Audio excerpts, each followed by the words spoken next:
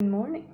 My name is Hilda, and today I want to talk about something that affects our daily lives, so it's really important. And that is food and nature, how it affects us as human beings. I've been reading an old book about Edgar Casey that still is relevant today, and he was really ahead of his time.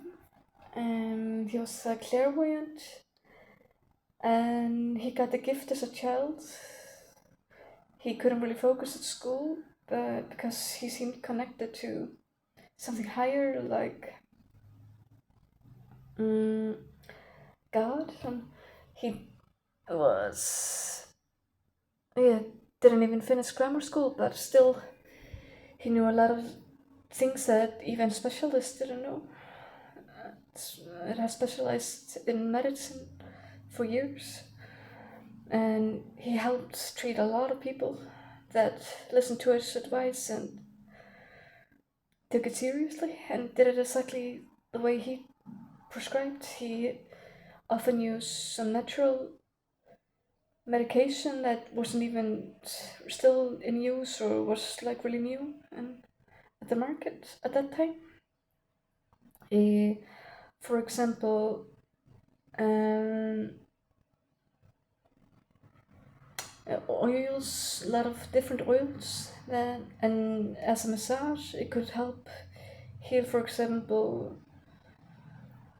when people had pains, and a lot of exercises that can help with sleep. But of course,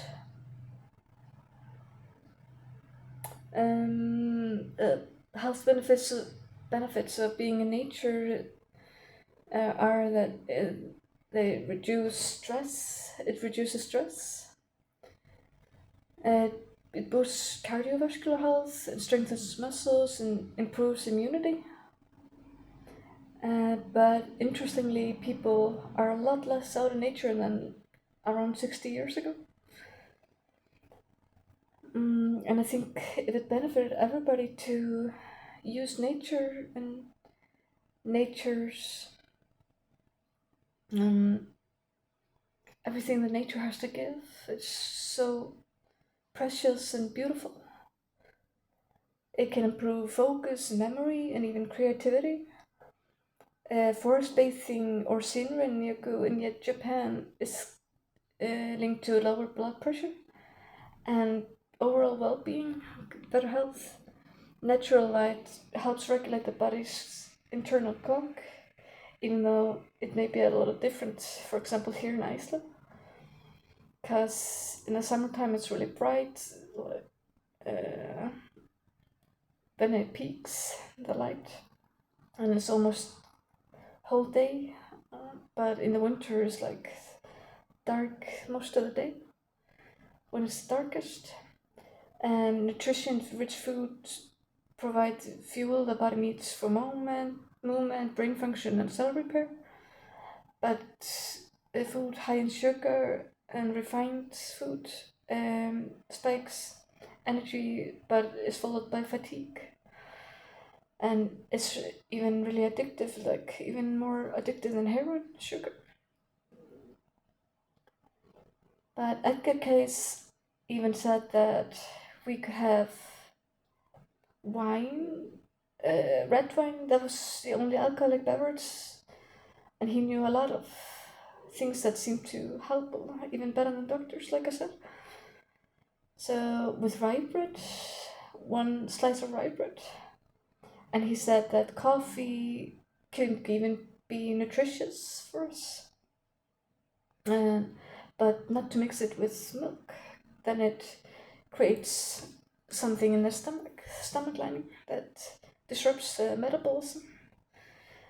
And of course, as probably many people know, then the serotonin receptors are in the stomach, so the gut health is really important, and what you eat and the way you exercise. It is a really good idea to eat healthy food in the nature, for example. That's a good mixture. Um, Yeah, antioxidants, vitamins, and minerals strengthen the defenses of the body, and omega-3 is really important, for example, when you're pregnant, but for everybody also. And there's a lot of that in fish. And walnuts, flaxseed, flax. It even reduces the risk of depression, like mm,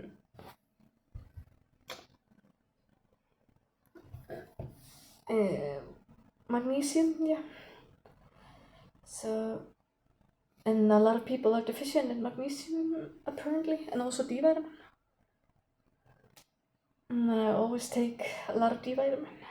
So, and I feel like it gave me more energy when I started doing that. And high sugar or very processed foods are risk to depression and anxiety, and also people with ADHD, they can really feel the effect of it, and also with autism. So it's important to be responsible. You're responsible for your body and your well-being, and it's important what you put inside your body, and to exercise regularly when you can. And for example, to slight yoga exercises can be really beneficial.